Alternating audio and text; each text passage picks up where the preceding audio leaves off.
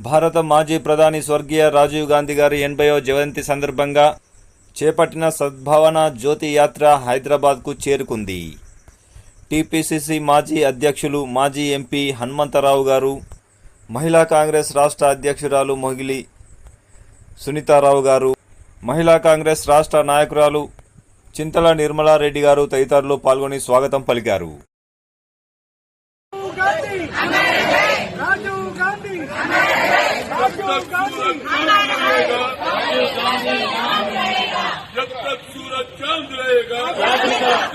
Mobile किसी का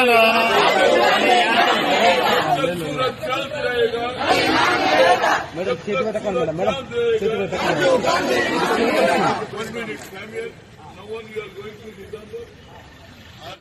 మీరు చూస్తున్నది TD news KNR. For more updates, for more videos please subscribe.